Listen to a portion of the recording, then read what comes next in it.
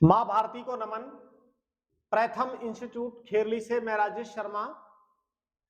आज 1 मार्च 2026 को प्रथम इंस्टीट्यूट खेरली ने एक स्कॉलरशिप टेस्ट का आयोजन किया, जिस टेस्ट में वे विद्यार्थियों ने भाग लिया जो कक्षा 12 के बाद एसटीसी करने का प्लान रखते हैं।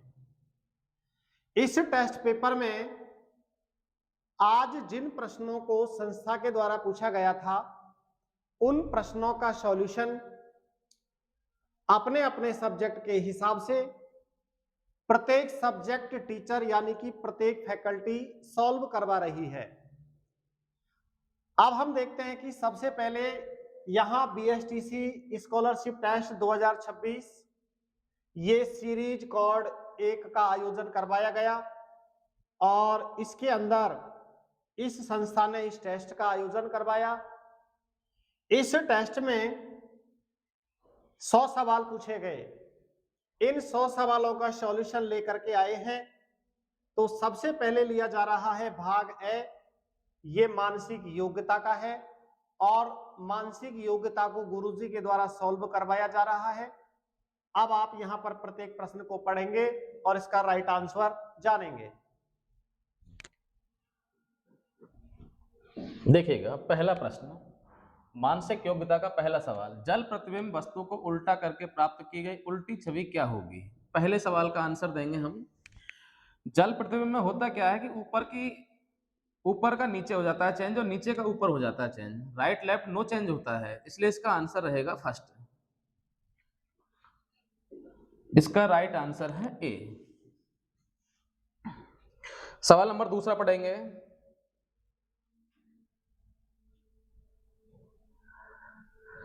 कि 60 छात्रों की एक कक्षा में 50 को गणित पसंद है, 30 को विज्ञान पसंद है। यदि प्रत्येक छात्र को कम से कम एक विषय पसंद है तो छात्रों को दोनों विषय कितनी पसंद है। तो देखिएगा 50 को गणित पसंद है,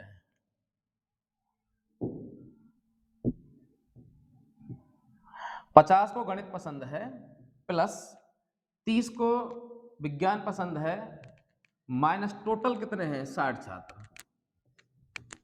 बराबर आ जाएगा 20। तो इसका राइट आंसर है 20। अगला सवाल देखेंगे।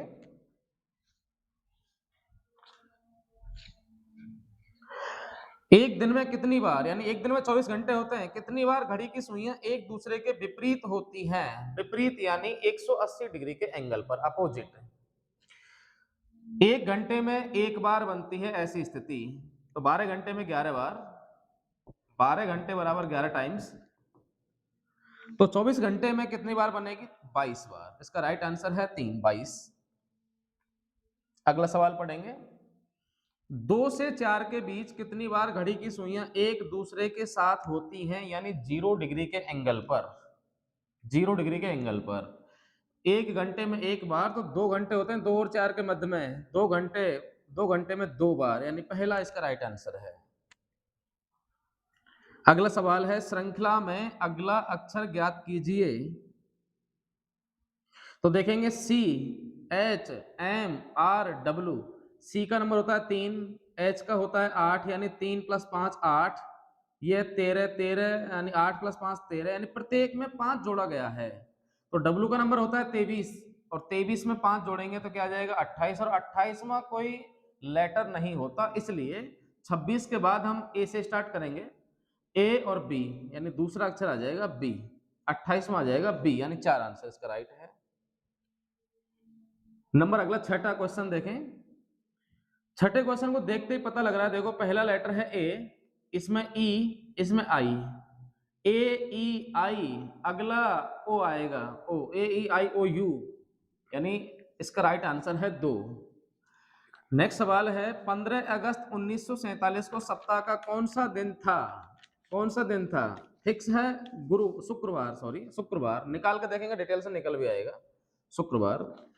अगला सवाल देखें, यदि किसी सांकेतिक भाषा में COMP को PMOC लिखा जाता है तो उसी भाषा में UTER को किस प्रकार लिखा जाएगा।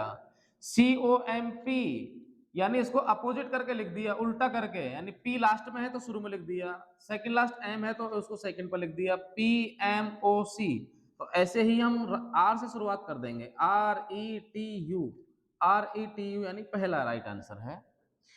नेक्स्ट सवाल है, दिए गए शब्दों को सार्थक क्रम में व्यवस्थित कीजिए। सार्थक क्रम यानी सबसे पहले क्या, सबसे पहले बीज डलता है, उसके बाद में भ्रूण बनता है, उसके बाद में अंकुरण होता है, उसके बाद में पौधा बनता है, उसके बाद में फूल आता है, उसके बाद में फल आता है, यानी राइट आंसर है 1। नेक्स्ट सवाल है, किस वर्ष का कैलेंडर 2016 के समान होगा? यानी 2016 एक लीप ईयर है और leap year next leap year आती है 28 साल बाद, तो 2016 में 28 ऐड कर देंगे, 28 साल बाद यानी 2044।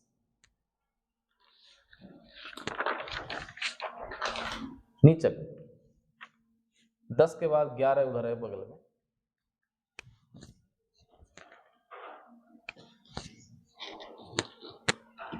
नेक्स्ट सवाल है, एक चित्र की ओर इशारा करते हुए मुक्ति ने कहा, वे मेरी माता के पिता का इकलौता बेटा है। चित्र वाले व्यक्ति का मुक्ति से क्या संबंध है? मेरा भाई। उस आकृति का चयन करें, अगला सवाल है, जो निम्न की श्रेणियों के बीच के संबंध को सर्वोत्तम ढंग से निरूपित करती हो। फार्मासिस्ट, पेशेवर, आर्किटेक्ट, बढ़ई। यानी फार्मासिस्ट, आर्किटेक्ट और बढ़ई ये तीनों आते हैं पेशेवर के रूप में, यानी ए इसका राइट आंसर है। अगला सवाल है, यदि 18 मार्च को बुधवार है तो 1 मार्च को क्या वार होगा? इन दोनों का अंतर लेंगे, इन दोनों का अंतर लेंगे, 18 और 1 का अंतर 17, यानी 1 मार्च का पूछ रहा है, पीछे को जाना पड़ेगा, 17 में 7 का भाग देके रिमाइंडर लेंगे और रिमाइंडर आता है 7 दूनी 14 और 3 शेषफल, यानी शेषफल आता है 3, तो 3 दिन पीछे चले जाओ, बुधवार से 3 दिन पीछे जाएंगे तो आ जाएगा रविवार। बुधवार से 1 दिन पहले जाएंगे तो मंगल, मंगल से 2 दिन पीछे जाएंगे तो सोमवार, और सोमवार से 1 दिन पहले रविवार इसका राइट आंसर है। 14 और 14 का आंसर है एम। नेक्स्ट सवाल देखें, 15वां, दिए गए चित्र का दर्पण प्रतिबिंब क्या होगा? यानी दर्पण प्रतिबिंब का मतलब होता है राइट लेफ्ट में बदल जाता है और लेफ्ट राइट में, यानी इस तरह रोटेट हो जाती है आकृति, तो इसका राइट आंसर है, इसका राइट आंसर है 3। अगला सवाल है, रेखा मनीष की बहन रीमा के भाई की एकमात्र पुत्री है, रेखा मनीष से किस प्रकार संबंधित है? पुत्री या भतीजी? नेक्स्ट सवाल देखो, 17वां, दिए गए प्रश्न में लुप्त अंक का पता लगाएं। 6, 6, 5 इनका मल्टीपल करने से आ रहा है, इनका मल्टीपल करने से आ रहा है, देखो 6 गुणा 6 636 गुणा 5 करेंगे तो 180, यानी इन तीनों का मल्टीपल करेंगे तो आ जाएगा 294। अब किस संख्या के साथ गुणा किया जाए कि 576 आ जाए? इसको निकालने के लिए क्या करें, इन दोनों को तो गुणा करना ही पड़ेगा, और 576 नीचे है, 8 8 64 का भाग दे देंगे और भाग देने पर आ जाएगा 9, और इसका राइट आंसर है 9 पहला। 18वां सवाल है, 4 दिन यानी 96 घंटे में घड़ी की घंटे व मिनट की सुई के मध्य कितनी बार समकोण बनते हैं?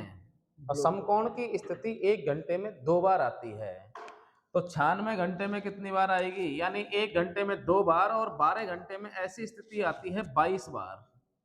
तो 12 घंटे में जब 22 बार आती है तो 24 घंटे में कितनी बार आएगी? 96 घंटे में, सॉरी 96 घंटे में कितनी बार आएगी? तो 22 गुणा 8, क्योंकि 12 × 96 8 से गुणा कर देंगे तो 176 बार। नेक्स्ट सवाल है, अंग्रेजी वर्णमाला में बाएं से 8वें अक्षर के दाएं 10वां अक्षर क्या होगा? बाएं से 8वां अक्षर के दाएं यदि बायां और दायां विपरीत कंडीशन आती है तो अक्षर का क्रमांक आता है जुड़ करके, और 8 + 10 = 18, 18वां नंबर होता है आर का, राइट आंसर है आर। नेक्स्ट सवाल है 20, आप सीधे पूरब की ओर जा रहे हैं, उसके बाद दाएं मुड़ते हैं, फिर दाएं मुड़ते हैं, फिर बाएं मुड़ते हैं, तो बताइए अब आप किस दिशा में जा रहे हैं। तो देखिएगा दाएं से बायां कट जाएगा और रहेगा केवल दायां, तो पूरब का दायां चलना है, और पूरब का दायां चलेंगे तो राइट आंसर आ जाएगा दक्षिण, यानी ये पूर्व दिशा है और पूरब का दायां चलेंगे तो आ जाएंगे हम दक्षिण में। नेक्स्ट सवाल देखें, दी गई आकृति में कितने त्रिभुज हैं। देखो पहला एक त्रिभुज, दो त्रिभुज, तीन त्रिभुज और एक ये वाला अंदर वाला त्रिभुज और एक सबसे बड़ा त्रिभुज, 5 त्रिभुज है टोटल 5 त्रिभुज हैं। अगला सवाल देखें 22वां, दी गई आकृति में कितने त्रिभुज हैं। देखो ये इसका पॉइंट है, 2 पॉइंट है, एक ऊपर वाला एक नीचे वाला। नंबरिंग करेंगे तो 1 2 3 4, अब इनको सबको जोड़ेंगे, ट्रिक है सबको जोड़ेंगे तो आ जाएगा 4 और 3 7 2 9 और 1 10, 10 ही यहाँ है, 10 ही यहाँ है, 10 और 10 20। फिर कुछ मिलने वाले और बन रहे हैं आपस में मिलने वाले, एक ये वाला और एक ये वाला 2 और एक ये वाला और एक ये वाला 4, यानी 20 + 4 = 24।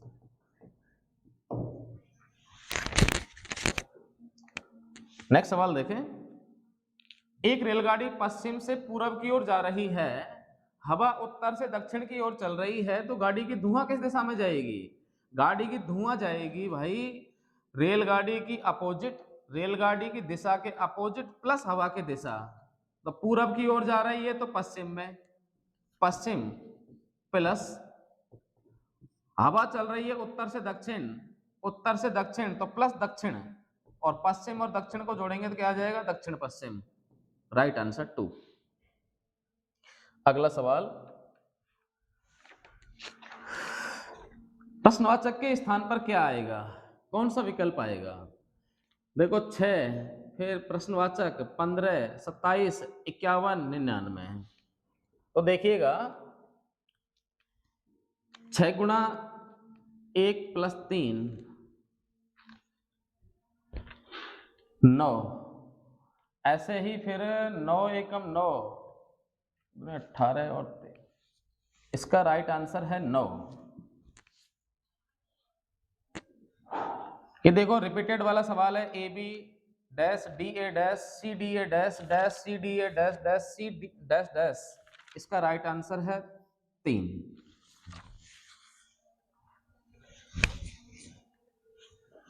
अब आपका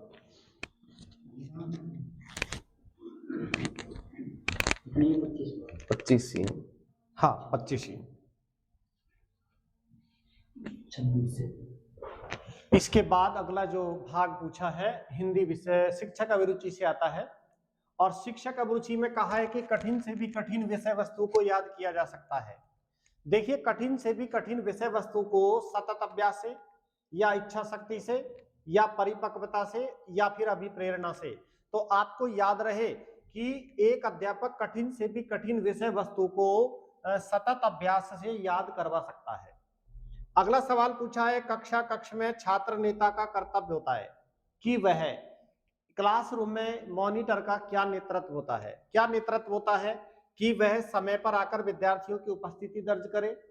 यदि वह समय पर आकर विद्यार्थियों की उपस्थिति दर्ज करेगा तो फिर जो क्लास टीचर है वो क्या करेगा, इसलिए यह आंसर नहीं बनेगा। अध्यापक की अनुपस्थिति में कक्ष की जिम्मेदारियों को वहन करे, तो इसमें है कि अगर अध्यापक कक्ष में नहीं है और उसकी अनुपस्थिति में अगर कोई काम करना है, क्लास में जिम्मेदारी है, तो उसको वहन करना पड़ेगा।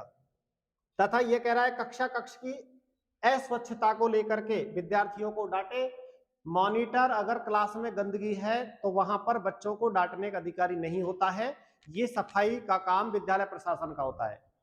इसके बाद है प्रत्येक क्षण विद्यार्थियों की शिकायत प्राचार्य को अवगत करवाए नहीं। अगर अन्य विद्यार्थियों के खिलाफ मॉनिटर अगर शिकायत दर्ज करवाएगा तो विद्यार्थियों का मनोबल टूटता नजर आएगा।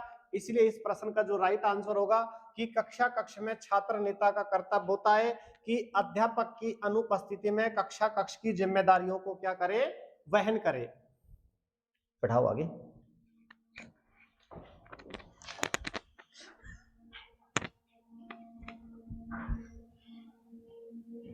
इसके बाद अगला सवाल पूछा है कि शिक्षण व्यवस्था में कौन सा चर पहले संपन्न किया जाता है। बताओ शिक्षण व्यवस्था में कौन सा चर पहले कौन से चर को पहले आप लोग करोगे? तो शिक्षण व्यवस्था में कौन सा चर पहले संपन्न किया जाता है? उपचारात्मक परीक्षण या व्यापक मूल्यांकन या निदानात्मक परीक्षण या सतत मूल्यांकन? इनमें से कौन सा भरोगे आप लोग? तो याद रखना कि उपचारात्मक परीक्षण जो आता है वो निदानात्मक परीक्षण के बाद आता है, तो फर्स्ट नंबर पर किया जाता है निदानात्मक परीक्षण। इसके बाद आता है नवीनतम राष्ट्रीय शिक्षा नीति एनईपी 2020 के अनुरूप शिक्षण व्यवस्था को किस पद्धति पर लागू किया जाना है? सवाल कह रहा है नेशनल एजुकेशन पॉलिसी 2020 के तहत आप यहाँ पर जो नई शिक्षण व्यवस्था लागू की जा रही है उसको 10+2 पर करोगे? नहीं करोगे। 5+3+4+3 पर करोगे? नहीं करोगे। 5-3-4-2 पर करोगे? नहीं करोगे। इसलिए नवीनतम राष्ट्रीय शिक्षा नीति एनईपी 2020 के अनुरूप शिक्षण व्यवस्था को यहाँ 5+3+3+4 पद्धति पर लागू किया जाना है। इसके बाद अगला प्रश्न पूछा गया है, एक महिला को प्राथमिक शिक्षिका के पद पर इसलिए लगाया जाता है। एक महिला को प्राथमिक शिक्षिका के पद पर इसलिए लगाया जाता है ताकि वह क्या कर सके? सरकार द्वारा देय 50% आरक्षण का लाभ ले सके, या फिर सुंदर व्यक्तित्व, मधुर भाषी व समय की गरिमा के अनुरूप निश्चित समय में पाठ्यक्रम पूरा करवा सके।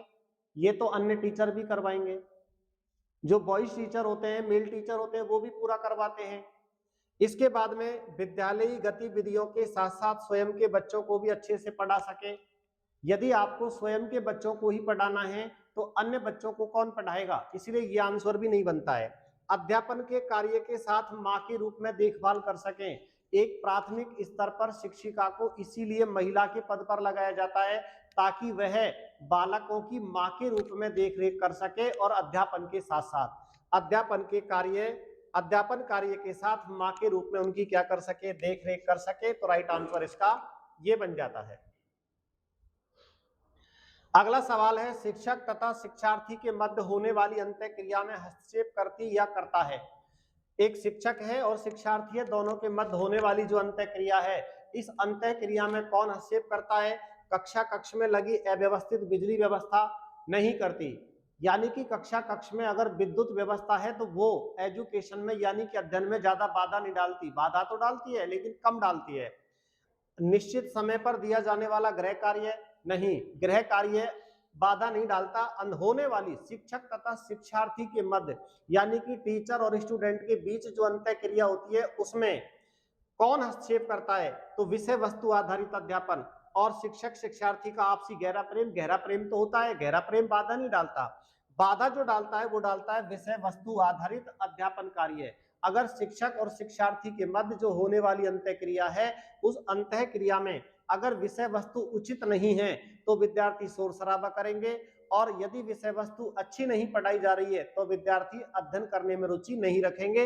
इसलिए यहाँ पर विषय वस्तु आधारित अध्यापन व्यवस्था शिक्षक और शिक्षार्थी के मध्य होने वाली क्रिया में, होने वाली अंतः क्रिया में क्या करती है? अब अगला सवाल है, छात्र उसी स्तर की खाली जगह को ग्रहण करता है जिस स्तर तक उसमें आई हो। देखो, छात्र उसी स्तर की खाली जगह को ग्रहण करता है। विषय वस्तु इसमें डबल खाली जगह दी है। छात्र उसी स्तर की खाली जगह को ग्रहण करता है जिस स्तर तक उसमें आई हो। क्या आई हो? इसमें देखो यहाँ पर क्या आने की बात कर रहा है? विषय वस्तु या गृह कार्य की समझ, या फिर विषय वस्तु या परिपक्वता, या फिर यहाँ पर परिपक्वता या समझ, या फिर समझ या सीखने की परिपक्वता। तो याद रखना यह है कि छात्र उसी स्तर की विषय वस्तु को ग्रहण करता है जिस स्तर की उसमें क्या आई हो, जिस स्तर की उसमें क्या आई हो? परिपक्वता आई हो। तो विषय वस्तु और परिपक्वता इसका राइट आंसर हो जाएगा। बढ़ाओ।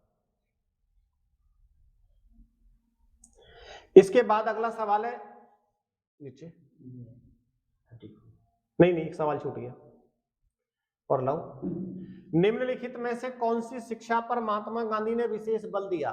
तो देखो, महात्मा गांधी ने जो यहाँ पर विशेष बल दिया था वो दिया था बुनियादी, लॉक करो, जो बल दिया था वो बल दिया था बुनियादी शिक्षा पर।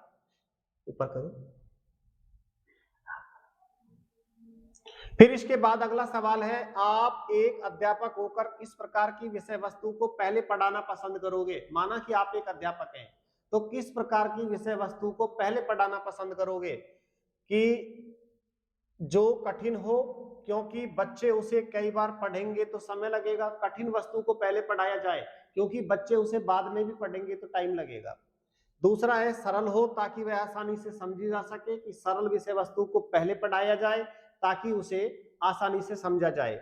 इस विषय में छात्रों की राय लेनी चाहिए, बिल्कुल राय नहीं लेनी चाहिए कि वे कौन सी विषय वस्तु के अनुरूप पढ़ना चाहते हैं। विषय वस्तु का संबंध अध्यापक का होता है, विषय वस्तु का संबंध अध्यापक से होता है, छात्र से पीछे होता है। इसलिए अध्यापक विषय वस्तु तैयार करता है, तो छात्र की यहाँ पर राय लेने की कोई जरूरी नहीं है। इस विषय में पहले प्राचार्य से विचार विमर्श करना उचित समझेंगे ताकि विद्यार्थियों के लिए सुलभ हो सके। विषय वस्तु निर्माण विषय अध्यापक करता है, प्राचार्य नहीं करता है, इसलिए ये गलत है और ये भी आंसर गलत है। सबसे सरल आंसर है इसमें कि वह सरल हो ताकि उसे आसानी से समझा जा सके। आप ऐसी विषय वस्तु को पढ़ाना उचित समझेंगे। अगला सवाल पूछा है, कक्ष में पढ़ाते समय चौक की आवाज विद्यार्थियों को बाधित करती है। माना कि आप एक अध्यापक हैं और क्लासरूम में पढ़ा रहे हैं। यदि कक्ष में पढ़ाते समय चौक की आवाज विद्यार्थियों को बाधित करती है, जो कि एक मनोवैज्ञानिक बाधा है या भौतिक बाधा है या भाषागत बाधा है या व्यक्तिगत बाधा है, तो चौक की जो आवाज आती है वो भौतिक बाधा में आती है, मनोवैज्ञानिक बाधा नहीं होती, भाषागत बाधा नहीं होती और व्यक्तिगत बाधा नहीं होती। एक सफल अध्यापक या अध्यापिका वही होता है जो एक सफल अध्यापक या अध्यापिका वही होता है जो अच्छे अंक देता है या देती हो। नहीं, ऐसे नंबर नहीं दिए जाते। नियमित गृह कार्य देता या देती हो, गृह कार्य देना अच्छी बात है, नियमित देना अच्छी बात है, लेकिन फिर भी आगे सुनो, कठोर अनुशासन रखता या रखती हो, कि कठोर अनुशासन रखता है या रखती है। तो कठोर अनुशासन रखने से बच्चे निरंकुश हो जाते हैं, बच्चों का पढ़ने के प्रति अभिरुचि हट जाती है। छात्र प्रगति के प्रति सजग रहता या रहती हो, तो यहाँ पर जो ये कहा है कि छात्र प्रगति के प्रति सजग रहता या रहती हो, इन दोनों में नियमित गृह कार्य देना ये भी आंसर ठीक है, लेकिन यहाँ पर जो हम सबसे अच्छा आंसर मानेंगे वो मानेंगे कि छात्र प्रगति के प्रति सजग रहता या रहती हो, ये आंसर पढ़ा जाना चाहिए। इस प्रश्न पत्र में अगला सवाल पूछा है कि छात्र तथा शिक्षक के मध्य होने वाले संप्रेषण में निहित होता या होती है। छात्र तथा शिक्षक के मध्य, देखो भाई ये पूछा जा रहा है छात्र तथा शिक्षक के मध्य जो होने वाला संप्रेषण है वार्तालाप है। इसमें सबसे अच्छा निहित होता है तो वार्तालाप होता है, या अंतःक्रिया होती है, या व्यवहार होता है, या ज्ञान की परख होती है। अब आप ये देखो कि एक शिक्षक और शिक्षार्थी के मध्य हमेशा क्या होती है, अंतःक्रिया होती है। अगला सवाल है कि एक शिक्षक बनने के लिए अति आवश्यक है, एक शिक्षक बनने के लिए अति आवश्यक है सामाजिक भावना की परिपक्वता, राजकीय सेवा में चयन, धन व समय की विशेष आवश्यकता, उचित योग्यता व कठिन परिश्रम। इनमें से क्या होना चाहिए? एक शिक्षक बनने के लिए, आप ये देखो, एक शिक्षक बनने के लिए सामाजिक भावना की परिपक्वता होनी चाहिए, क्योंकि शिक्षक का सीधा संबंध समाज से होता है। इसके बाद अगला प्रश्न पूछा है कि खेल विधि से शिक्षा देने वाले विद्यालयों में शिक्षा, माना कि एक विद्यालय है जो खेल में शिक्षा देता है, खेल के माध्यम से शिक्षा देता है। इस खेल विधि से शिक्षा देने वाले विद्यालयों में शिक्षा बहुत महंगी पड़ती है या प्रदाता की भूमिका समाप्त हो जाती है। इसका मतलब है कि शिक्षा देने वाला जो अध्यापक है, प्रदाता का मतलब होता है कि शिक्षा देने वाला जो अध्यापक है उसकी भूमिका समाप्त हो जाती है, बिल्कुल भी नहीं होती। पर्यावरण का एक भाग बन जाती है या व्यवस्था एक व्यवसाय बन जाती है। शिक्षा व्यवस्था व्यवसाय बन जाती है? नहीं, शिक्षा व्यवस्था कभी भी व्यवसाय नहीं बनती। इसलिए इसका सही आंसर होगा पर्यावरण का एक भाग बन जाती है। आपकी राय में छात्रों में परिश्रम का महत्व कैसे उत्पन्न किया जा सकता है? आपकी राय में आप ये तय करो कि आपकी राय में छात्रों में परिश्रम का महत्व कैसे उत्पन्न किया जा सकता है। उपयोगी कहानियां सुनाकर, छात्रों के समक्ष स्वयं परिश्रम करके, या परिश्रम विषय पर विचार विमर्श व संगोष्ठी करके, परिश्रम के लाभ हानि गुण दोष बताकर। देखो, आपकी राय में छात्रों में परिश्रम की भावना केवल और केवल एक ही तरीके से की जा सकती है कि आप छात्रों के समक्ष स्वयं परिश्रम करके दिखाइए कि मैं इतनी देर पढ़ता हूं, इतने प्रश्न याद करता हूं, ऐसा लिखता हूं, तो विद्यार्थी ऑटोमेटिकली अपने आप में पढ़ना शुरू कर देगा।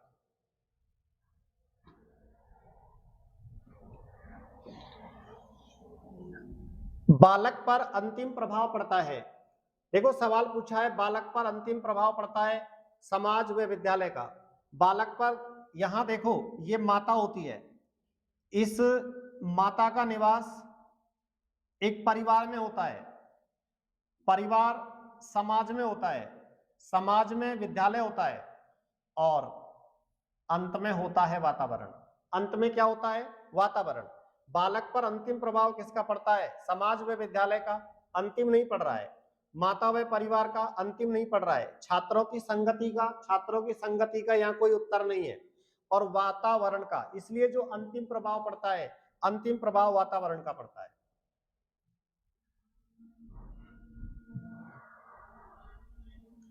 अधिगम हेतु एक शिक्षक के रूप में आप कक्षा कक्ष में तैयार करेंगे। अधिगम हेतु, आप एक अध्यापक हैं, विद्यार्थी को सिखाना चाहते हैं। अधिगम हेतु एक शिक्षक के रूप में आप कक्षा कक्ष में क्या तैयार करेंगे? सुसज्जित कक्षा कक्ष, यानी कि क्लासरूम को इतना स्मार्ट बना दो, पढ़ाई चाहे होए या मत होए, लेकिन स्मार्ट बना दो। ये सटीक आंसर नहीं है। रुचिकर वातावरण, यानी कि रुचिकर वातावरण, आप क्लासरूम का डेकोरम ऐसा बनाओ कि बच्चे जिसमें रुचि रखते हुए एक साथ अच्छे से पढ़ सकें। या भौतिक सुविधाओं का विकास, आप क्लासरूम में एसी लगवा दो, आप क्लासरूम में एसी लगवा दो। इसका मतलब तो यही हुआ कि भौतिक सुख सुविधाओं का विकास, या उपर्युक्त सभी इसका आंसर नहीं है। अधिगम हेतु एक शिक्षक के रूप में आप कक्षा कक्ष में रुचिकरण वातावरण पैदा करोगे। बालक के मस्तिष्क पर बहुत गहरा प्रभाव पड़ता है। बालक के मस्तिष्क पर बहुत गहरा प्रभाव पड़ता है। अब किसका पड़ता है? पुस्तकों का, फटकार का, वातावरण का, या धन की आवश्यकता का? ये कह रहा है बालक के मस्तिष्क पर जो सबसे गहरा प्रभाव पड़ता है वो वातावरण का पड़ता है, कि बालक किस वातावरण में निवास करता है, बालक किस वातावरण में रहता है। एक अध्यापक का समाज के प्रति दृष्टिकोण होना चाहिए। एक अध्यापक का समाज के प्रति दृष्टिकोण होना चाहिए। कैसा दृष्टिकोण होना चाहिए? बताइए, कैसा दृष्टिकोण होना चाहिए? एक अध्यापक का समाज के प्रति संभावनात्मक, या प्रयोगात्मक, या क्रियात्मक, या सकारात्मक। माना कि आप एक अध्यापक हैं और समाज में निवास कर रहे हैं। अब आपका कैसा दृष्टिकोण वहां होगा? सकारात्मक। कैसा होगा? सकारात्मक होगा। इसलिए यहां पर एक अध्यापक का समाज के प्रति सकारात्मक दृष्टिकोण होना चाहिए। आपके विद्यालय के समक्ष अचानक आग लग जाने पर, आपके विद्यालय के समक्ष अचानक आग लग जाने पर एक अध्यापक या प्रधानाध्यापक के रूप में आप क्या करेंगे? माना कि आप जिस विद्यालय में एक अध्यापक या प्रधानाचार्य के रूप में कार्यरत हैं और विद्यालय के पास वाले कच्चे घर में कहीं आग लग गई है, आप एक अध्यापक या प्रधानाध्यापक के रूप में क्या करेंगे? विद्यालय के बड़े बच्चों को आग बुझाने में सहयोग करने की अपील करेंगे। यानी कि विद्यालय का बच्चा बड़ा हो चाहे छोटा हो, ये अनुमति नहीं होती है कि आप विद्यालय के बच्चों को आग बुझाने के लिए ले जाओगे। कहीं बच्चे ही जल गए तो जिम्मेदार कौन होगा? इसलिए नहीं भेजा जा सकता। आग के पास नहीं जाने की सलाह देंगे। आप बच्चों को आग के पास नहीं जाने की सलाह तो दे देंगे, लेकिन ये भी आपका कर्तव्य है कि अभी और पढ़िए कि तुरंत प्रभाव से अन्य शिक्षकों के साथ आग बुझाने चले जाएंगे। माना कि आप अध्यापक या प्रधानाचार्य हैं, अन्य टीचरों को लेकर के आइए, अपन लोग जो है आग बुझाने चलते हैं। फिर अगर आप लोग आग बुझाने चले गए, यहां तक ठीक है। अगर विद्यालय का कोई भी बच्चा निकल करके आगे के पास चला गया तो क्या होगा? फिर जिम्मेदार कौन होगा? इसलिए आप ऐसा नहीं कर सकते कि आग के पास जाने की नहीं जाने की सलाह तो दे सकते हैं, लेकिन तुरंत प्रभाव से अन्य शिक्षकों के साथ आप लोग आग बुझाने नहीं जाओगे। फिर कह रहा है कि इसकी सूचना प्रशासन को देंगे। ये सही आंसर है इसका, क्योंकि आपके विद्यालय के समक्ष अगर आग लग गई है तो आप एक अध्यापक या प्रधानाचार्य के रूप में आपका ये जिम्मेदारी, नैतिक जिम्मेदारी बनती है कि आप इसकी सूचना तुरंत संबंधित प्रशासन को देंगे। एक अध्यापक का स्थानांतरण होना चाहिए, एक अध्यापक का स्थानांतरण होना चाहिए, क्यों बताइएगा? टीचरों का ट्रांसफर क्यों जरूरी होता है? नवीन अनुभव प्राप्ति के लिए। माना कि कोई अध्यापक अलवर का है, उसे जोधपुर लगा दिया जाए तो नया अनुभव मिलेगा, अनुभव मिलेगा, लेकिन सटीक आंसर नहीं है। घूमने फिरने का अवसर मिलता है। क्या शिक्षक का पद घूमने के लिए बनाया है? नहीं बनाया है। एकता समानता का भाव बढ़ता है? एकता समानता का भाव नहीं बढ़ती, वैसे तो बढ़ता है लेकिन इसका सटीक आंसर नहीं है। नए विद्यार्थियों से संपर्क बढ़ता है। इसलिए यहाँ पर जो ये सवाल पूछा है कि एक अध्यापक के रूप में आप क्या करोगे बताओ? एक अध्यापक के रूप में आप नवीन अनुभव की प्राप्ति करोगे, या फिर घूमने फिरने का अवसर मिलेगा ये करोगे, या फिर एकता या समानता का भाव बढ़ाओगे, या फिर नए विद्यार्थियों से संपर्क बढ़ाओगे? बताओ। तो देखो, इसका जो राइट आंसर मानना होता है हमको, एक अध्यापक का स्थानांतरण होना चाहिए। क्यों? क्योंकि इससे क्या होता है? नवीन अनुभव की प्राप्ति होती है। अगला सवाल है, एक प्रतिभाशाली बालक कक्षा में अनुशासनात्मकहीनता दिखा रहा है। बच्चा तो है, इंटेलिजेंट भी है, लेकिन क्लासरूम में वो क्या दिखा रहा है? अनुशासनात्मकहीनता दिखा रहा है। एक अध्यापक के रूप में आप क्या करोगे? एक अध्यापक के रूप में आप क्या करोगे? उसे दंडित कर दोगे, उसे दंडित कर दोगे, या उसकी ओर ध्यान नहीं दोगे, या उसकी रुचि अनुसार अध्ययन सामग्री दे दोगे, या फिर उसे अधिक व्यस्त रखोगे? देखो, एक प्रतिभाशाली बालक कक्षा में अगर अनुशासनात्मकहीनता दिखा रहा है तो एक अध्यापक के रूप में आप उस बच्चे की रुचि के अनुसार क्या करोगे? अध्ययन सामग्री दोगे, ताकि वह बालक पढ़ता रहे। इसके बाद में अगला सवाल है कि एक बालक शिक्षक प्रशिक्षण के पश्चात भी पटवारी की नौकरी करना पसंद करता है। एक बालक शिक्षक प्रशिक्षण के पश्चात भी पटवारी की नौकरी करना पसंद करता है, क्योंकि शिक्षण में रुचि का अभाव है, वेतन का अंतर व ऊपरी आय अधिक है। यानी कि एक टीचर की आपने ट्रेनिंग कर ली है और इसके बावजूद भी आप लोग पटवारी की नौकरी करना पसंद कर रहे हो। क्यों कर रहे हो? क्योंकि शिक्षण में रुचि का अभाव है। जब शिक्षण में रुचि का अभाव है तो फिर आपने यहाँ पर वेतन का अंतर व ऊपरी आय अधिक है, समीपवर्ती क्षेत्र में नौकरी करना संभव है, या उपयुक्त सभी। तो इसका राइट आंसर होगा कि शिक्षण में रुचि का अभाव है। उसने पता नहीं एसटीसी बीएड क्यों कर लिया, लेकिन उसकी इच्छा शिक्षक बनने की नहीं है, इसलिए वो कौन सी नौकरी में जाना चाहता है? पटवारी की नौकरी में जाना चाहता है। जबकि वेतन का अंतर कोई मायने नहीं रखता और ऊपरी आय कोई मायने नहीं रखती। अगला सवाल होता है, पढ़ाओ,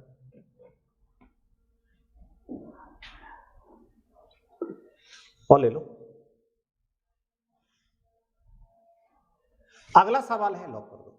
अगला सवाल है कि शिक्षण का उद्देश्य होता है, शिक्षण का उद्देश्य क्या होता है? व्यावसायिक प्रवृत्ति। क्या शिक्षण से व्यवसाय किया जाता है? शिक्षा प्रदान करना, या फिर समय यापन, या फिर धन की लालसा? इसका राइट आंसर होगा शिक्षण का उद्देश्य होता है शिक्षा प्रदान करना। एक शिक्षक के रूप में आप होंगे, बताइएगा, आप एक टीचर हैं, क्या आप आशावादी होंगे? क्या आप कुशल नेतृत्व करता होंगे? क्या आप अध्ययनशील होंगे? तो देखो, एक शिक्षक के रूप में आप आशावादी भी होंगे, कुशल नेतृत्व करता भी होंगे, अध्ययनशील भी होंगे, और उपयुक्त सभी इसका क्या आ जाएगा? आंसर। इसलिए इसका आंसर क्या पढ़ा जाए? 4। अब इसके बाद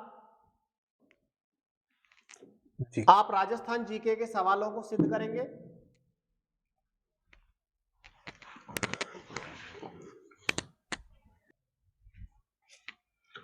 तो देखिए बच्चों, अब अपन राजस्थान जीके के बारे में जो प्रश्न है जीके का भाग सह देख रहे हैं। आपने पार्ट देख लिया, ब और सह देख तो इसमें जो 51वां सवाल है उस पर चर्चा करते हैं। राजस्थान के किस किले को कुंवारा किला कहा जाता है? तो यहाँ पर 4 ऑप्शन है, इनमें से जो अपना राइट आंसर है उसको देखते हैं। जैसे ये अपना था, तो आप इसमें देखें भाग से सामान्य ज्ञान, तो इसमें जीके के भी आपके 25 क्वेश्चन यहाँ पर पूछे गए हैं, उनमें से अपन शुरुआत करते हैं सब 51। तो राजस्थान के किस किले को कुंवारा किला कहा गया है? तो इसमें 4 ऑप्शन दिए गए। 4 ऑप्शन में लोहागढ़ का जो किला है, बाला किला है, चित्तौड़गढ़ किला है, कुंभलगढ़ किला है। तो इनमें से जो राइट आंसर है वो आपका बाला किला वाला जो अलवर जिले में है, इसको कुंवारा किले की संज्ञा दी गई है। तो ये आपका आंसर रहेगा। इसके बाद अगला इसमें आएगा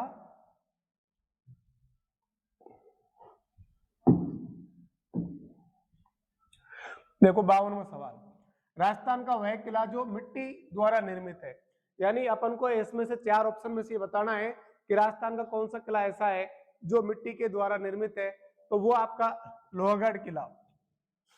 दिए गए ऑप्शन में से जैसे डी के महल है, बाला किला है, बटनेर दुर्ग है, तो लोहागढ़ का किला है ना, ये आपके मिट्टी द्वारा निर्मित है। इसमें एक सवाल और है, श्रावण मास की पूर्णिमा को कौन सा त्योहार मनाया जाता है?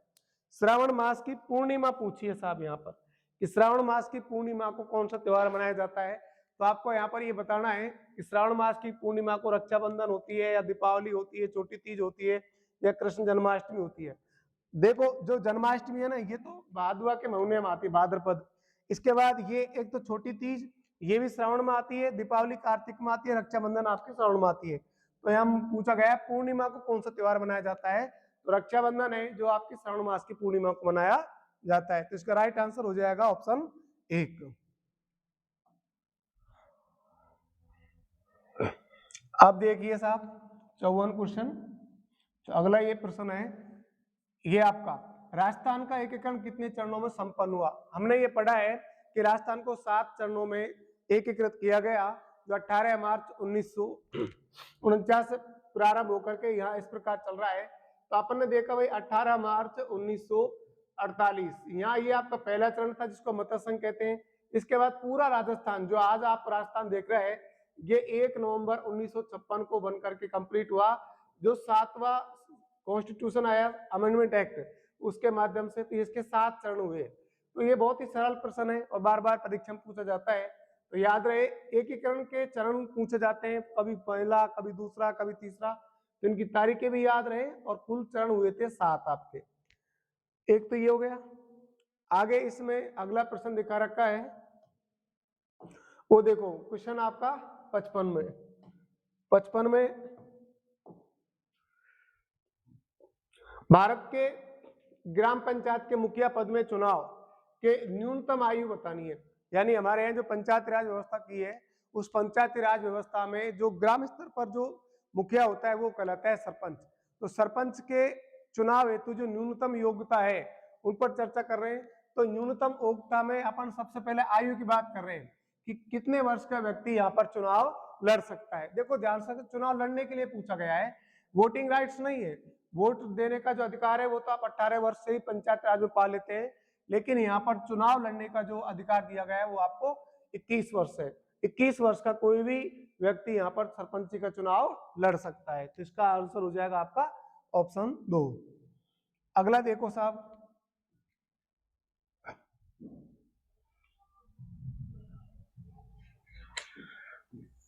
राजस्थान उच्च न्यायालय की खंडपीठ कहां पर है?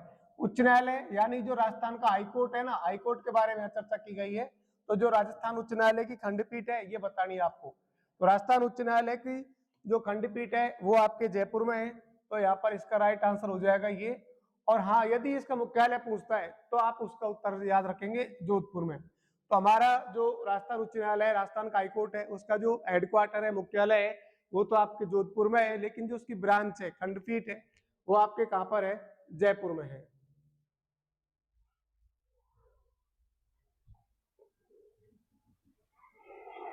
अगला प्रश्न देखो 57वां, ये इधर है। राजस्थान वर्तमान विधानसभा में कौन सा कथन सम्मिलित नहीं है? ये 4 स्टेटमेंट दे रखे हैं, इनसे अपन को पता लगाना है कि अब वर्तमान में चल रही जो विधानसभा है उसमें कौन व्यक्ति या कौन सा व्यक्तित्व किस पद पर सुशोभित है। तो अपन को ये बताना है। जैसे कि शिक्षा मंत्री मदन दिलावर, ये बिल्कुल सही है। वर्तमान में राजस्थान के जो शिक्षा मंत्री है वो मदन दिलावर जी हैं। वित्त मंत्री टीकाराम जूली, यही कथन गलत है। तो जो वित्त मंत्री है ना वो दिया कुमारी जी हैं। जो उप मुख्यमंत्री भी है और वित्त मंत्री भी है। आपने देखा होगा इन्होंने ही अभी 11 फरवरी को जो बजट आया था, तो बजट आपके वित्त मंत्री पढ़ता है, तो विधानसभा में बजट रखने की जिम्मेदारी वित्त मंत्री की होती है, तो दिया कुमारी जी ने रखा था। तो इसका जो राइट आंसर है, देखो कौन सा नहीं है पूछा है, तो ये गलत है। उप मुख्यमंत्री आपके प्रेमचंद बैरवा है, ये भी सही है। कृषि मंत्री क्रोडीलाल मीणा, ये भी सही है। तो यहाँ जो वित्त मंत्री वाला आपका राइट आंसर हो जाएगा। और ध्यान रहे ये है कौन सा, तो ये ध्यान रखो, ये आपकी जो दिया कुमारी जी हैं, ये आपकी वित्त मंत्री भी हैं और उप मुख्यमंत्री भी है। तो इसका राइट आंसर हो जाएगा ऑप्शन 2।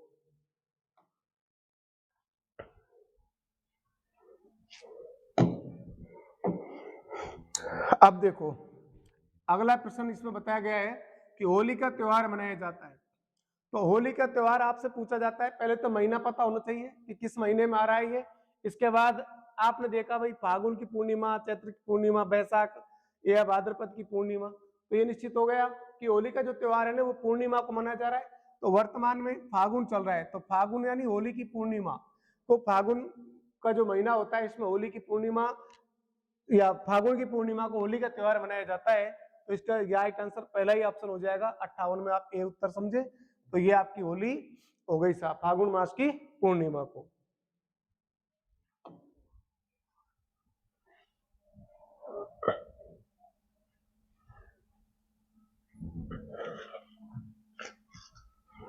अब देखो कौन सा नृत्य भरतपुर जिले से संबंधित नहीं है। इसमें से अपन को ये बताना है कि कौन सा नृत्य ऐसा है जो आपके भरतपुर जिले से संबंधित नहीं है। तो अब देखो जो नौटंकी है, ये बम नृत्य है, या चरकुला है, या चरी है, तो ये 4-5 जो नृत्य दे रखे हैं ना, इनमें से अपन को भरतपुर जिले का संबंधित बताना है। तो देखो नौटंकी ये भरतपुर से ही संबंधित है, बम नृत्य ये भी, या चरकुला है जो भी, लेकिन चरी नृत्य है ना ये आपके किशनगढ़ अजमेर का है। तो इसमें ये नहीं है पूछा है, ध्यान देना है ऑप्शन में कि कौन सा नृत्य भरतपुर जिले से संबंधित नहीं है। तो इसका राइट आंसर हो जाएगा चरी नृत्य। चरी नृत्यांगना फल्गुबाई आपको याद आया हो, तो उनसे संबंधित ये नृत्य है।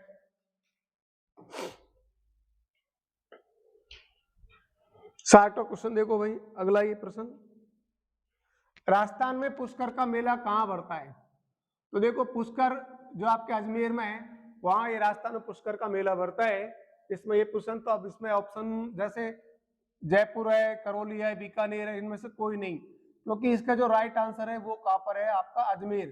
तो जो पुष्कर अजमेर में है वहां आपका पुष्कर का मेला बढ़ता है। तो राजस्थान में कहाँ मेला बढ़ता है ये पूछा गया है, इसमें अजमेर ऑप्शन नहीं होने के कारण इसका राइट आंसर हो जाएगा इनमें से कोई नहीं। उत्तर क्या है आपका अजमेर, तो ऑप्शन 4 इसका राइट आंसर हो जाएगा। इसके बाद आप अगला क्वेश्चन देख सकते हैं, निम्नलिखित में से कौन सा जिला नवीनतम है। तो ये बात ध्यान रखो, अब आप राजस्थान में देख रहे हैं कि वर्तमान में राजस्थान में 41 जिले हो गए, और 41 जिले है ना, और संभाग आपके हो गए 7। तो आपसे ये प्रश्न कई बार पूछा जाता है कि नए जिले कौन कौन से बन गए।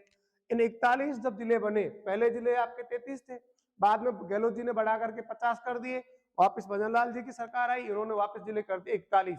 अब इनमें नवीनतम जिला आपको छांटना है, देखो ध्यान से, कोटपुतली बहरोड। अब देखो यहाँ कोटपुतली तो सही लिखा हुआ है, लेकिन तिजारा के साथ मैच कर रखा है, इसका आंसर गलत। खैरतल तिजारा, इसका आंसर गलत। तो देखो कोटपुतली के साथ तो था बहरोड, और खैरतल के साथ है तिजारा, और ब्यावर ये स्पेशली बता रखा है, और ये आपका बहरोड बांसुर ये कोटपुतली बहरोड के साथ ही, इसलिए ये कोई जिले नहीं है। इसका राइट आंसर हो जाएगा ब्यावर। तो जो ब्यावर है ना ये आपके अजमेर से अलग हुआ है, तो ये नया जिला बना दिया ब्यावर, जो कि अजमेर से अलग हुआ है, तो ये ध्यान रखें। तो इसका राइट आंसर हो जाएगा आपका ब्यावर। इस प्रकार ये थे 61 क्वेश्चन। आगे चलो साहब, 62वां क्वेश्चन आपका ये यहाँ, ये भी ठीक इसी की तरह इसके रिलेटेड क्वेश्चन है, जैसे अभी अपन ने पढ़ा है उसी के समान है। देखो इसमें पूछा गया है कि राजस्थान में वर्तमान में कितने जिले और संभाग हैं। तो वर्तमान में कितने जिले और संभाग है, तो यहाँ पर ये अभी मैंने बता ही दिया 41 जिले और 7 संभाग है। ध्यान रहे कुछ समय के लिए राजस्थान में 50 जिले भी हो चुके थे, 10 संभाग भी हुए थे। जब अशोक गहलोत जी की सरकार थी, तो अशोक गहलोत जी ने ये 50 जिले और 10 संभाग कर दिए थे वापिस। अब भजनलाल जी की सरकार आई, तब घटा करके 41 जिले और 7 संभाग कर दिए। तो इसका राइट आंसर हो जाएगा ऑप्शन 3। इसके बाद राजस्थान के वर्तमान राज्यपाल पूछे गए कि कि हमारे यहाँ वर्तमान में राज्यपाल कौन है, तो राजस्थान के जो वर्तमान राज्यपाल है वो आपके हरिभाऊ किशन राव बागड़ी। तो ये जो बागड़ी साहब है ये आपके वर्तमान में राजस्थान के राज्यपाल है। यानी राज्य के जो संवैधानिक प्रमुख है, जो राज्य विधानमंडल के अंग माने जाते हैं, वो राज्यपाल आज के कौन है, किशन राव बागड़ी। तो वर्तमान में ये राजस्थान के राज्यपाल है साहब। अगला क्वेश्चन देखो, ये 64 नंबर का प्रश्न, कैला देवी के लोकगीतों को क्या कहा जाता है। ये बहुत ही सरल क्वेश्चन है, आपने कई बार पहले भी पढ़ा होगा। कैला देवी के जो लोकगीत है उनको अपन क्या कहते हैं, लांगुरिया।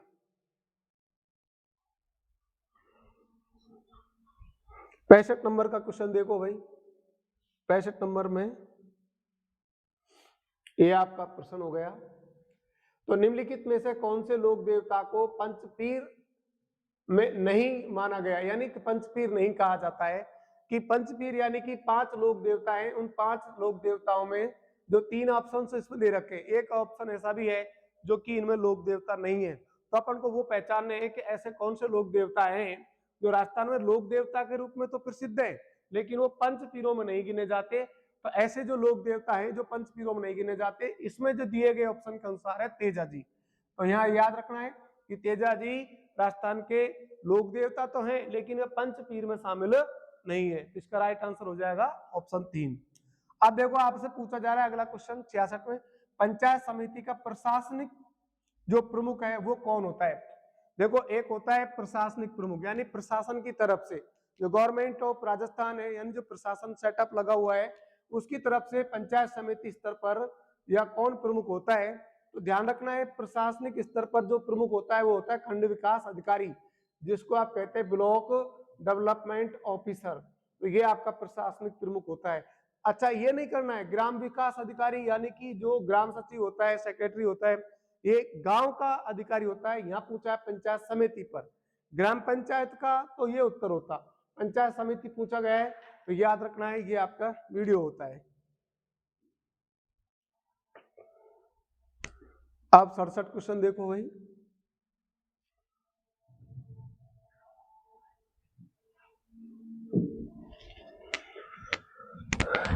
देखो इसमें पूछा गया हरियाली अमावस्या किस माह में आती है। हरियाली अमावस्या किस माह में आती है, श्रावण मास में, कार्तिक मास में, आषाढ़ मास में या आपके चैत्र मास में। तो ये श्रावण मास की जो अमावस्या है ना वो हरियाली अमावस्या कहलाती है। तो इसका राइट आंसर हो जाएगा ऑप्शन 1, श्रावण मास में। फिर राजस्थान में प्रसिद्ध हल्दी घाटी क्षेत्र किस जिले से संबंधित है। यानी हमने ये ज्यादा पढ़ा होगा हल्दी घाटी के युद्ध, महाराणा प्रताप और अकबर के बीच में जो हल्दी घाटी का युद्ध होता है। आज आपसे ये पूछा जा रहा है हल्दी घाटी क्षेत्र कहां पर है। तो ध्यान रहे उदयपुर में, राजसमंद में, प्रतापगढ़ में या चित्तौड़गढ़ में। तो हल्दी घाटी है ना वो आपके राजसमंद जिले में है। इसका राइट आंसर लिख लेना ऑप्शन 2। तो ये आपके हल्दी घाटी के युद्ध आपके राजसमंद जिले में।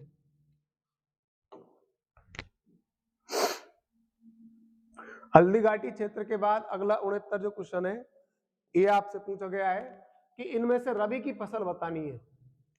ये रबी लिख दिया है, अपन को बतानी है कि राजस्थान में जो रबी करीब जायद है ना, इसमें से आपको रबी की फसल बतानी है।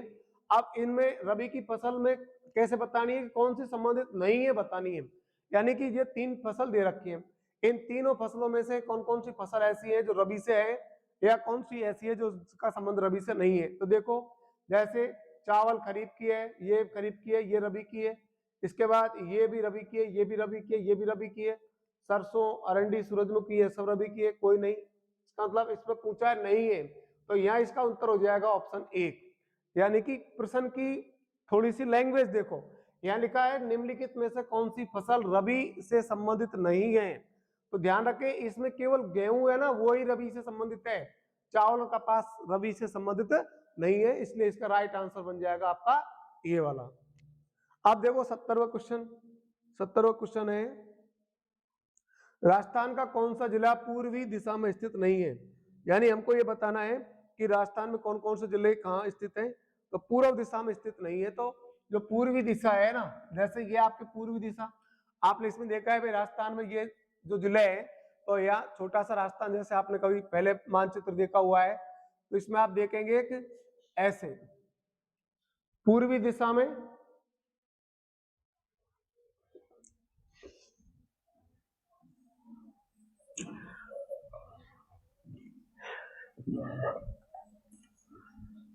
ये अरावली पर्वतमाला है। इस अरावली पर्वतमाला से इधर वाले जिले हैं ना, ये तो पूर्वी दिशा के और ये आपका पश्चिम दिशा का है। हालांकि मानचित्र से कई सारे सवाल वहां पर मिलते हैं परीक्षा में, हमने एक ही रखा है। तो देखो ये वाला जो धौलपुर जिला है ना आपका, ये पूर्वी दिशा में होता है। तो राजस्थान का सबसे जो पूर्वी जिला है वो आपके धौलपुर होता है। इसके बाद नीचे करौली होता है, टोंक होता है, लेकिन जो फलोदी है ना, ये यहाँ पर सीमावर्ती जिला है फलोदी, तो ये राजस्थान के पश्चिमी में है। तो याद रखना है, आपसे ये जिला पूछा जाता है। इसका राइट आंसर हो जाएगा ऑप्शन 4। तो बहुत ही सरल प्रश्न है, लेकिन ये होगा तब जब आपने पहले राजस्थान का मानचित्र देखा हुआ है, तब आप इसको आसानी से हल कर सकते हैं। अगला देखो कि निम्नलिखित में से किस शहर को लेक सिटी कहा जाता है। लेक सिटी यानी झीलों की नगरी। जहां राजस्थान में सर्वाधिक झीलें हैं, मीठे पानी की झीलें हैं, तो वो शहर कहलाता है लेक सिटी। और इसका राइट आंसर हो जाता है आपका उदयपुर। उदयपुर को झीलों की नगरी कहा जाता है, उसको लेक सिटी भी कहते हैं। तो ये आपका झीलों की नगरी यानी उदयपुर, ये हो गई आपकी लेक सिटी। 71 प्रश्न हो गए। अब अपन इसमें एक 72वां प्रश्न देख रहे हैं। देखो भाई, नवीनतम राजमार्ग NH21 किन शहरों को जोड़ता है। तो ये परिवहन वाले टॉपिक में से एक प्रश्न इसमें लिया गया है कि हमारे यहाँ पर जो NH21 नेशनल हाईवे यानी जो राजमार्ग है ना, ये नवीनतम इसलिए कहा गया, पहले ये NH11 होता था। NH11 का नया नाम कर दिया NH21। अब ये कौन से शहरों को जोड़ता है। तो जयपुर से जो अलवर है ना, ये आपका NH8 था जो 48 हो गया है। इसके बाद अजमेर उदयपुर, ये भी यही हो गया। और ये आपका NH21 जयपुर से, और दौसा वाला कौन सा है, ये आपका NH21 है। इसलिए इसका राइट आंसर हो जाएगा ऑप्शन 3। ये थोड़ा ध्यान रखें, पहले ये NH11 होता था, आजकल वर्तमान में NH21 है। तो इसका राइट आंसर जयपुर दौसा। अगला प्रश्न देखो साहब, राजस्थान में सर्वाधिक पशुधन पाया जाता है, यानी कौन सा पशुधन ऐसा है जो राजस्थान में संख्या की दृष्टि से सर्वाधिक पाया जाता है। तो यहाँ पर बकरियां सबसे ज्यादा पाती है। राजस्थान में बकरियों की संख्या है वो सबसे ज्यादा है। तो राजस्थान का जो पशुधन है बकरी, वो इसका राइट आंसर हो जाएगा ऑप्शन 2। अब एक प्रश्न याद दे रखा है, अष्टाध्यायी किसकी रचना है। तो अष्टाध्यायी है ना, ये किसकी रचना है, ये आपको बतानी है। तो ये ऑप्शन आपके जैसे भारवी है, कालिदास है, पाणिनि है, तुलसीदास है। तो अष्टाध्यायी जो पाणिनिकृत है, यानी इसके रचनाकार कौन है, पाणिनि जी। तो अष्टाध्यायी के रचनाकार हो गए साहब।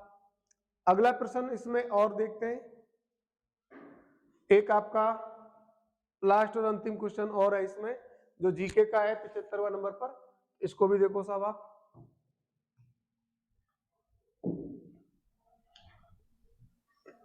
राजस्थान में चल रही वर्तमान विधानसभा का क्रम कौन सा है। आपसे पूछा जा सकता है परीक्षा में कि अब जो विधानसभा चल रही है, या हाल ही में जो इस विधानसभा के चुनाव हुए, वो कौन सी वाली चल रही है।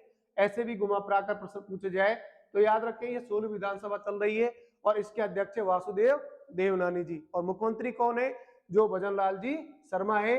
तो इस समय जो 16वीं विधानसभा चल रही है, तो इसके जो विधानसभा अध्यक्ष है वो तो है वासुदेव देवनानी, ये ध्यान रखेंगे। इसके बाद इसके जो सीएम है, मुख्यमंत्री है, वो आपको बता ही रखा है, ये भजन लाल जी शर्मा है। और इस समय पर 2 आपके उप मुख्यमंत्री हैं, तो दिया कुमारी जी और आपके प्रेमचंद बैरवा, वो आपके 16वीं विधानसभा के हुए। अब आपको हिंदी की जो आंसर की के बारे में बताएंगे वो राजेश सर जी। आप हिंदी वाले क्वेश्चन को देखें। निम्नलिखित में से कौन सा वाक्यांश शब्द सही नहीं है। इनमें से एक ऐसे शब्दांश का चयन करना है, वाक्यांश का चयन करना है जो कि इनमें से सही नहीं है। तो कहने का मतलब समझिएगा कि प्रश्न संख्या 76 आपसे ये कहता है कि कौन सा सही नहीं है। सनातन, जो प्राचीन काल से चला रहा है, जो प्राचीन काल से चला रहा है वो बिल्कुल सनातन कहलाता है, ये सही है। महिला, कोई भी औरत, या शाश्वत, जो सदा रहने वाला है। शाश्वत शब्द का अर्थ यह होता है कि जो हमेशा रहने वाला है, सदा रहने वाला है, वो ही शाश्वत होता है। निधन, किसी लोकप्रिय व्यक्ति की जो मृत्यु होती है उसे निधन कहा जाता है। तो निम्नलिखित में से कौन सा वाक्यांश शब्द सही नहीं है। तो सही नहीं है कौन सा है, महिला। किसी भी औरत को महिला नहीं कहते हैं, जो अच्छे कुल की महिला होती है उसे महिला कहते हैं।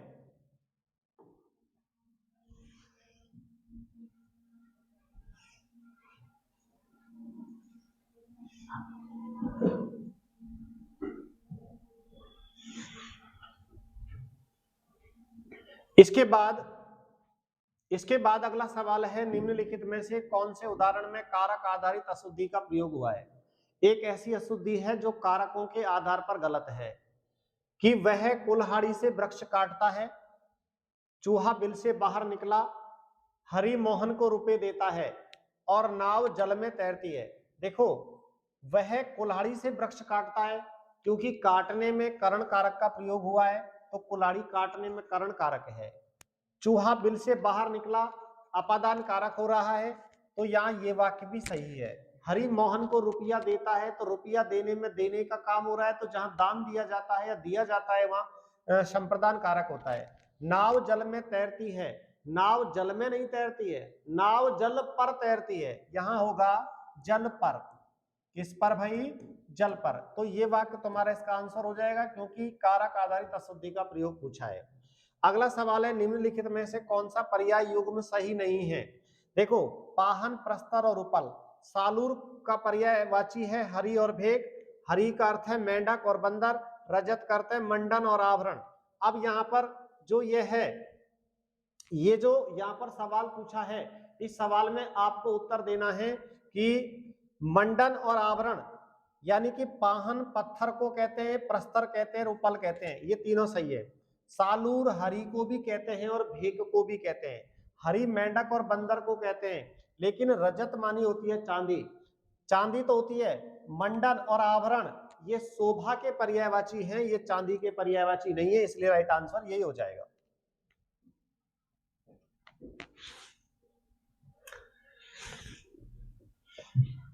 अगला सवाल है, निम्नलिखित में से वह उदाहरण छांटिए जो अर्थ की दृष्टि से सही नहीं है।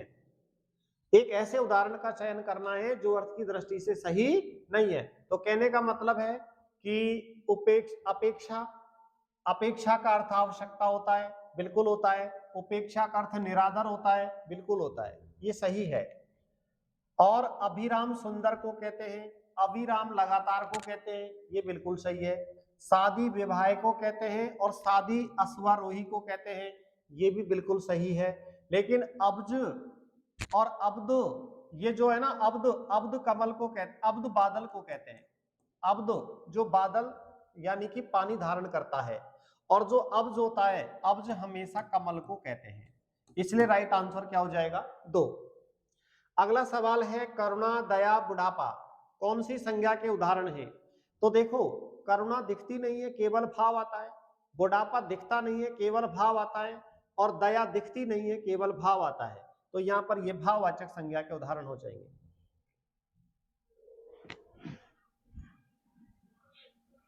इसके बाद में देखिएगा, अगला सवाल पूछा है करुणा, अच्छा हो गया, यह वह किस सर्वनाम के उदाहरण है। तो आपको पता होना चाहिए, यह और वह, यह और वह ये दोनों संबंधवाचक सर्वनाम के उदाहरण हैं।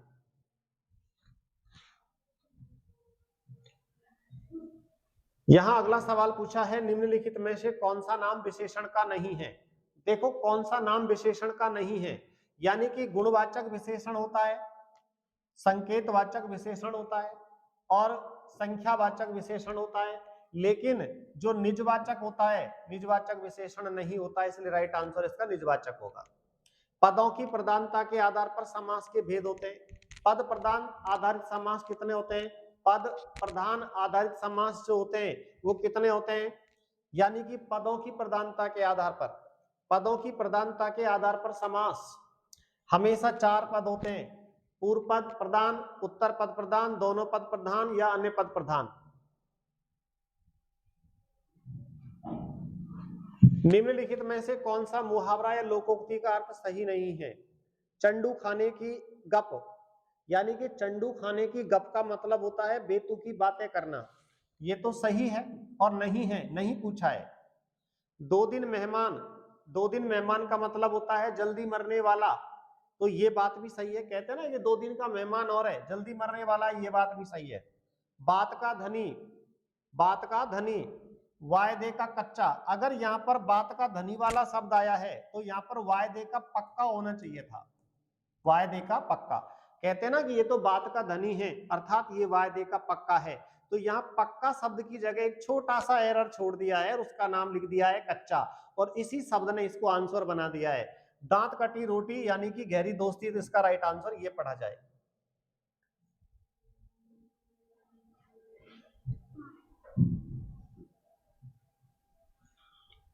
निम्नलिखित में से किस वर्ग के सभी उदाहरण अशुद्ध हैं?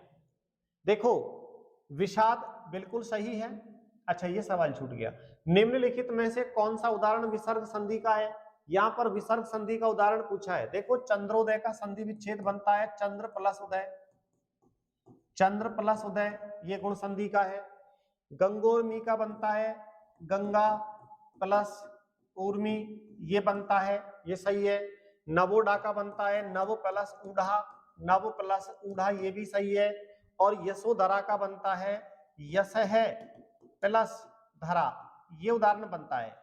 ये क्या पूछ रहा है? निम्नलिखित में से कौन सा उदाहरण विसर्ग संधि का है? तो विसर्ग संधि का क्या आंसर हो जाएगा? यशोधरा। इसके बाद अगला सवाल पूछा है, निम्नलिखित में से किस वर्ग के सभी उदाहरण अशुद्ध हैं? तो अशुद्ध की जब बात करें तो विषाद शुद्ध है। अब सभी, विषाद तो शुद्ध है लेकिन निरोग गलत है और स्वयंवर गलत है, ठीक है। अंतःपुर, अदय पतन और प्रातः काल ये गलत हैं, ये गलत हैं, है ना। लेकिन किस वर्ग के सभी उदाहरण अशुद्ध हैं? तो देखो, असहनीय ये होता है असह्य, ये शुद्ध होता है। और जो महत्व होता है, ये महत्व इस प्रकार से लिखा जाता है। और जो साम्यता होता है, ये साम्य लिखा जाता है। इसमें तीनों ही आंसर गलत है। जबकि यहाँ अद्यापि गलत है, पौरुष सही है, सांसारिक सही है, यहाँ पर ये गलत है, अंतःपुर पतन ये सही है। तो कहने का मतलब है यहाँ पर इसका राइट आंसर आपको असहनीय, महत्व और साम्यता एक पढ़ा जाना चाहिए।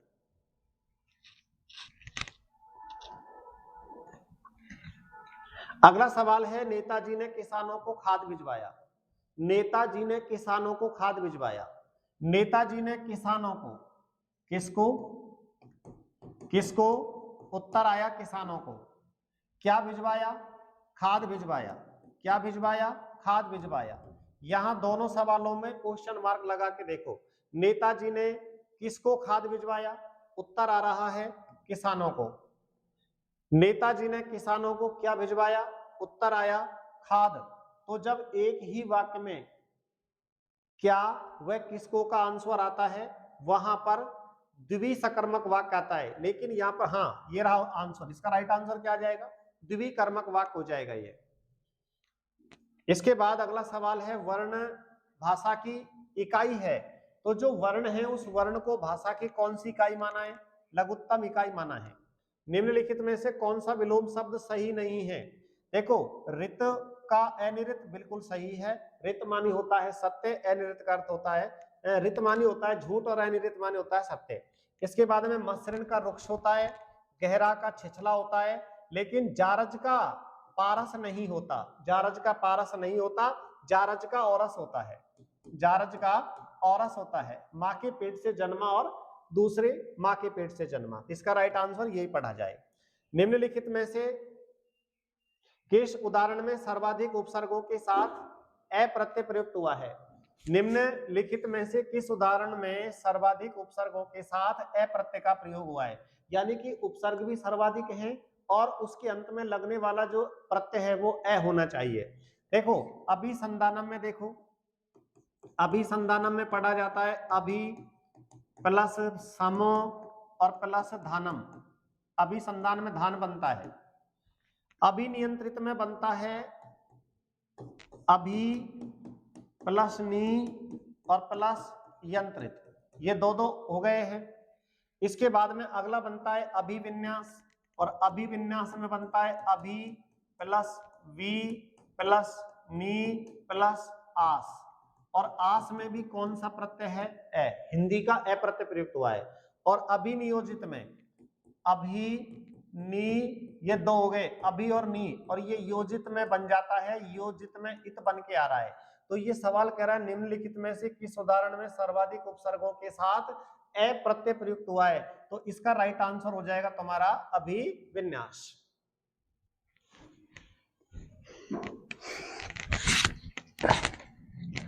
नमस्कार दोस्तों, भूपेंद्र कुमार शर्मा आपके सामने है। इंग्लिश के जो सवाल है उनका सॉल्यूशन करते हैं अपन। अपना 91 नंबर का क्वेश्चन है, टेबल इज मेड वुड। जो टेबल है वो किसकी बनी हुई है? वुड की बनी हुई है। तो ये ऐसी कंडीशन में यहाँ पर आपके सामने 4 ऑप्शन दिए हैं, इन, ऑन, एट। और जब लकड़ी के द्वारा बनी हुई कोई चीज़ हो तो उसके लिए अपन जनरली ऑफ का प्रयोग करते हैं। Table is made of would, table जो है वो वुड की बनी हुई है, लकड़ी की बनी हुई है। सी वाज, सेकंड क्वेश्चन है हमारा 92। She was walking blank space the road. मतलब वह जो है यहाँ पर एक गर्ल्स की बात कर रहे हैं, सी वाज वॉकिंग, है ना, वो घूम रही थी, रोड पर घूम रही थी। अब ड्यूरिंग मीन्स क्या होता है? दौरान होता है। विदाउट मीन्स के बिना होता है। आफ्टर के मीन्स के बाद होता है। और ये तीनों ही ऑप्शन रोड के साथ मैच नहीं करते, इसलिए इसका सही आंसर होगा अलोंग, ए ऑप्शन होगा इसका। ठीक है, उसके बाद हमारा जो क्वेश्चन है 93 नंबर का क्वेश्चन है। 93 में लिखा हुआ है, 93 में है, आई blank space watch the movie last night my TV was broken. देखो बहुत सारे क्वेश्चन ऐसे होते हैं जो मैं हमेशा बताता हूँ बैच में कि टर्मिनेशन मेथड यूज करो, क्वेश्चन पढ़ के अर्थ समझ आए ना आए डायरेक्ट ऑप्शन आ जाते हैं। ठीक है, आपने ये जो क्वेश्चन पढ़ा, आई blank space watch the movie last night, यहाँ पर हमने देखा है लास्ट नाइट की बात की है, और इधर जनरली वॉज का यूज किया गया है। ठीक है ना, तो आप ये देख रहे हो कि कहीं ना कहीं ये पास्ट की बात कर रहा है, और पास्ट की बात कर रहा है तो प्रेजेंट के जो ऑप्शंस है कैन नॉट, तो ये दोनों तो वैसे ही हट जाएंगे। अब आएगा किस में से? कुड या कुड नॉट में से। अब कुड नॉट आएगा या कुड आएगा, इसका पता कैसे लगाना है? इसका अर्थ अपन समझते हैं कि I watch the movie last night my TV was broken. जब भाई टीवी टूट गई तो मूवी तो देख नहीं सका, और जब देख नहीं सकने की बात करेंगे तो नेगेटिव सेंस में हम कुड का प्रयोग करेंगे, इसलिए इसका सही आंसर क्या होगा? कुड नॉट आंसर आएगा। 94 नंबर जो हमारा क्वेश्चन है, 94 नंबर का जो क्वेश्चन है उसको हम देखते हैं। 94 को, ये आपके सामने जो है डायरेक्ट इनडायरेक्ट से लिया गया है, डायरेक्ट इनडायरेक्ट से लिया गया है। स्लाइड पूरी हो गई ऊपर।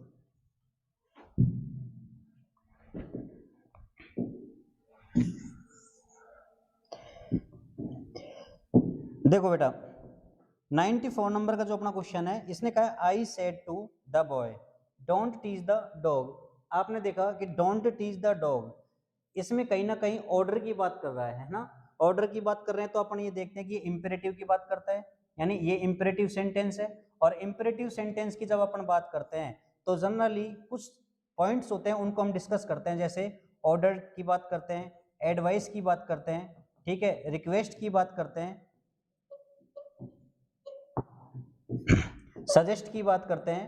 ठीक है, तो आप इसको ऑप्शन में देखोगे I told the boy don't teach the dog, लेकिन यहाँ पर पहला ऑप्शन जो है इसमें तो इसने डायरेक्ट ही अपने आप को गलत साबित कर दिया, क्योंकि डोंट टीच द डॉग ये तो खुद ही डायरेक्ट स्पीच हो गया, तो ये पहला ऑप्शन तो आएगा नहीं। आई asked the boy not teach the dog, ये भी इसलिए नहीं आएगा क्योंकि यहाँ पर इसने नॉट के बाद में इन्फिनेटिव का यूज नहीं किया, और जब इन्फिनेटिव का यूज नहीं करेंगे, इन्फिनेटिव का यूज नहीं करेंगे तो ये ऑटोमेटिक वैसे ही गलत हो जाएगा। I asked the boy not to tease, देखो यहाँ पर देखो नॉट टू टीज, इन्फिनेटिव क्या होता है? इन्फिनेटिव होता है बेटा टू के बाद में वर्ब की फर्स्ट फॉर्म का जो प्रयोग करते हैं उसको बोलते हैं इन्फिनेटिव। अब यहाँ पर आपने देखा टू के बाद वर्ब की फर्स्ट फॉर्म है, तो अपना आंसर यही होगा। अगला देख लो, वैसे I ordered the boy to not tease, ये यहाँ पर इन्फिनेटिव का जो यूज किया गया है ये पूरी तरीके से गलत किया गया है। तो ऐसी कंडीशन में अपन केवल इसका सही आंसर 3 मानेंगे। अगला देखिए आप,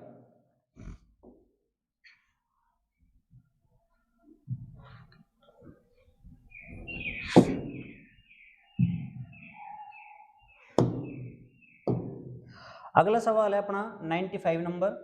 आई asked Mohan if blank space दिया हुआ है, he stolen my pen, he did steal my pen, he had stolen my pen, none of these. देखो सीधी सी बात है, ये आपके एक्टिव पैसिव वॉइस से लिया गया है, और इसमें कंडीशन आप ये देखिए, यहाँ पर आई जो है ये सब्जेक्ट है, आस्क्ड जो है वर्ब की सेकंड फॉर्म है, और जब सिंपल सेंटेंस का ये फॉर्मेट सेट होता है तो सिंपल सेंटेंस को अपन जब चेंज करते हैं, सिंपल पास्ट को जब अपन चेंज करते हैं तो ये अपन चेंज कर देते हैं इसको पास्ट परफेक्ट में। किस में चेंज करते हैं? पास्ट परफेक्ट में चेंज करते हैं। और पास्ट परफेक्ट में आपने देखा होगा हैड के साथ वर्ब की थर्ड फॉर्म का यूज करते हैं, और हेड के साथ वर्ब की थर्ड फॉर्म का यूज केवल और केवल ऑप्शन नंबर 3 में किया गया है, इसीलिए यही आंसर इसका सही माना जाएगा। नेक्स्ट क्वेश्चन देखिए,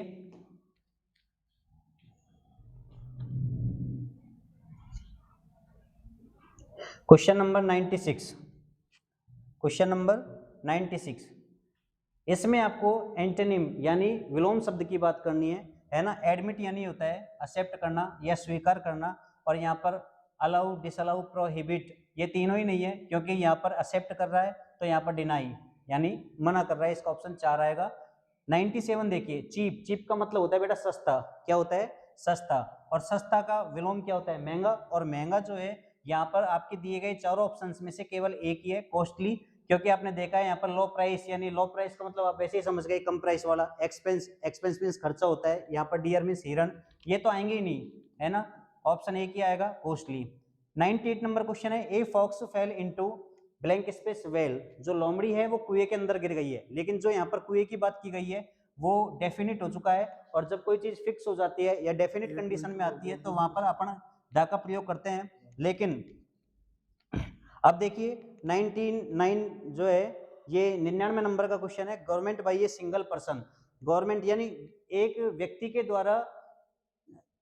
द्वारा चलाया जाने वाला शासन, जिसको हम निरंकुश शासन बोलते हैं हिंदी में कहे तो। और यहाँ पर ऑप्शन जो 4 दिए गए हैं इसमें आप, ये है एक्रोनिम, दूसरा है क्राउड, तीसरा है ऑडियंस। तो क्राउड और ऑडियंस तो वैसे ही अपने आप में नहीं आएंगे, क्योंकि क्राउड मींस भीड़ होता है, ऑडियंस मींस श्रोता होता है ना। और एक्रोनिम भी नहीं आएगा, और इसका सही आंसर होगा ऑप्शन नंबर 3, ऑटोक्रेसी। ठीक है, वैसे इसको ऑटोक्रेसी बोलते हैं, इसका सही आंसर होगा ऑटोक्रेसी। आपका लास्ट क्वेश्चन है, find the correctly spelled word. ठीक है, इसमें से दिए गए 4 ऑप्शंस में से कौन सा वर्ड जो है सही है।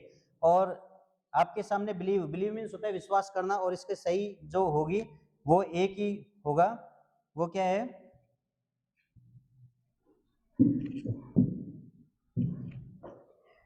BELIEVE, ये पहला है BILIEVE, ये गलत है।